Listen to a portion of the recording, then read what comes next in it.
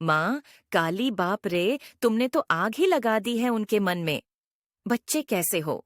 मैं जानती हूँ कि तुम मुझसे बहुत प्रेम करते हो, इसलिए मैं तुम्हारे प्रेम बाध्य होकर तुम्हें एक विशेष ज्ञान से अवगत कराना चाहती हूँ।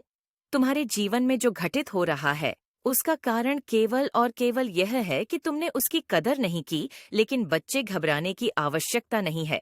अभी भी तुम्हारे पास समय शेष है, इसलिए आज मैं तुम्हें बता रही हूँ। उसको ध्यानपूर्वक सुनो मेरे बच्चे, तुम्हें निश्चित ही यह करना होगा, क्योंकि जिस प्रकार दुर्घटना भले कितनी भी बड़ी हो, परंतु यदि समय रहते उसका उपचार नहीं किया गया, तो वह दुर्घटना व्यक्ति के ज्ञान भी ले सकती है। इसलिए तुम समय रहते इन बातों पर ध्यान दो, और एक बात का ध्यान रखना कि पृथ्वी पर कुछ चीजें ऐसी हैं जिनकी कदर यदि तुम ना करो तो निश्चित ही संसार भी तुम्हारी कदर करना छोड़ देता है।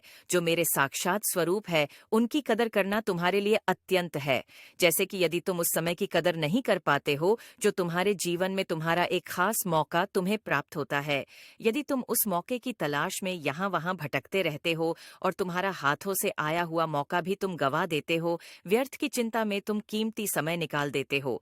इसके साथ ही तुम्हें एक बात का विशेष ध्यान रखना चाहिए कि तुमने मुझे कभी प्रत्यक्ष देखा नहीं। इस संसार में मैंने तुम्हें भले ही भेजा है, लेकिन किसी के माध्यम से भेजा है, जिसके माध्यम से मैंने तुम्हें इस पृथ्वी पर भेजा है।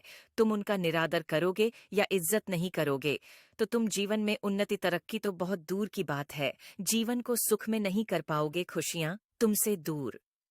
भागेंद्र लिए अगर किसी का प्रथम स्थान है, तो वह तुम्हारे माता पिता का है, और दूसरा स्थान तुम्हारे गुरु का है। इनको कभी भी निरादर करते हो तो जीवन में तुम पाप करते हो। मेरे बच्चे, तुम इस भ्रम से बाहर निकलो। तुम आंखें बंद करके किसी भी मार्ग को कैसे चुन सकते हो? किसी भी मार्ग पर चलने से पहले तुम्हें उस मार्ग का आकलन करना होगा कि वह मार्ग तुम्हारे लिए सही है या नहीं। यदि तुम किसी गलत मार्ग को चुनते हो, तो उस पर प्राप्त होने वाली मंजिल से वंचित रह जाते हो। इस बात का खास ख्याल रखना कि तुम्हारे चुने हुए मार्ग का सही होना अत्यंत आवश्यक है। मेरे बच्चे, इस बात का विशेष ध्यान रखो कि यदि जीवन में तुम अपने मन का और हृदय का शुद्धिकरण करने के लिए सुबह प्रातःकाल एकांत में बैठकर तुम अपनी अंतरात्मा में झांक कर देखो कि तुम्हारा मन क्या सोचता है, क्या चाहता है, और यदि तुम्हारे मन में कुछ ऐसे विचार आते हैं जो तुम्हारे जीवन में आगे के मार्ग के लिए सही नहीं है, तो उन विचारों को रोकने का हर संभव प्रयास करो। मैं स्वयं हाथ पकड़कर एक ऐसे मुकाम पर तुम्हें लेकर जाऊंगी जहां तुम्हें पहले से अधिक निश्चित ही